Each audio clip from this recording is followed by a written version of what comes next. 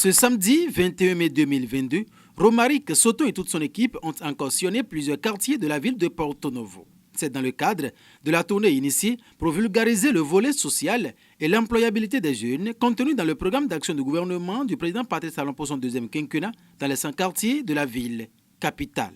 Aujourd'hui, malgré la petite pluie qu'il y a eu ce matin, on a senti l'engouement de la population autour de la chose. Évidemment, nous avons profité pour parler de la cherté de la vie. Beaucoup d'entre eux ont d'ailleurs évoqué ce sujet, la flambée des prix des produits de première nécessité.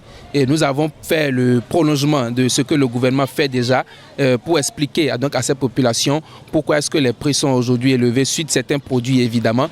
Et on a apporté donc des éclaircissements par rapport aux produits locaux qui sont interdits d'exportation par le gouvernement du président Patrice Talon. Notre sortie sur le terrain a commencé il y a un bon bout de temps et l'objectif se poursuit.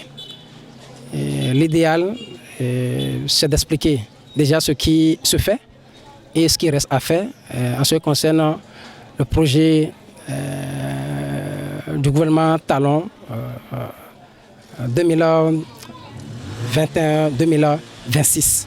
C'est l'objectif principal de notre descente sur le terrain et aussi profiter pour exhorter, sensibiliser ceux qui sont encore tapis dans l'ombre et qui ne se sont pas encore fait enrôler pour le compte de Ravip. L'objectif étant de parcourir tous les quartiers composants de la ville capitale. Plus de la moitié vient d'être atteint. Romaric Soton fait ici le point de cette descente du samedi passé. Aujourd'hui, nous avons terminé avec les premier et troisième arrondissement de Porto Novo. Nous sommes allés rencontrer un certain nombre de quartiers déjà adjacents. Nous sommes allés rencontrer un certain nombre de quartiers à Domé, dans l'est commune de Iléfier. Nous sommes allés à Zerbou rencontrer également un certain nombre de quartiers. Et aujourd'hui, nous avons bouclé avec les 29 quartiers du premier arrondissement et les 22 quartiers du troisième arrondissement. Quand nous faisons la somme, ça fait déjà 51 quartiers sur les 100 quartiers que comporte Porto Novo. Et le cap sera mis dans les prochains jours sur les arrondissements, les 2e, 4e et 5e arrondissements de Porto Novo. 2500 actes de naissance sécurisés offerts gracieusement aux populations à raison de 500 par arrondissement. Romaric Soton explique pourquoi. Le président Patrice Talon, dès qu'il a prêté serment pour son deuxième mandat, il a parlé du hautement social. Le hautement social ne viendra pas seulement de lui, mais ça viendra de tous les acteurs politiques qui aujourd'hui ont épousé son programme d'action et se doivent de l'accompagner dans l'atteinte de ses objectifs. Donc c'est ce qui nous a amené, pendant que nous étions en train de vulgariser le PAG du gouvernement, à prendre l'engagement également de réaliser 2500 actes de naissance à la population de Porto Novo à raison de 500 par arrondissement.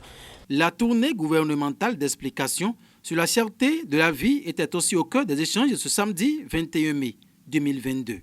Je dirais tout simplement que la tournée est venue au bon moment pour désintoxiquer la population parce qu'il y a beaucoup qui pensent que c'est parce que l'État taxe tous les produits que la vie est devenue chère. C'est une situation mondiale. C'est un problème mondial que vivent tous les pays du monde aujourd'hui. Nous avons profité également pour faire lumière sur cet état de choses. Nous en avons fait également notre priorité majeure pendant les descentes de ce jour. Rappelons qu'une fois les premiers et troisième arrondissements bouclés, les citoyens enregistrés recevront dans les tout prochains jours leur acte de naissance sécurisé comme il est promis par Romaric Soton et toute son équipe. C'est une initiative qui reçoit l'onction du président de l'Assemblée nationale Louis Vlavonou et du maire de la ville de Porto Novo, Charlemagne Nyankoti.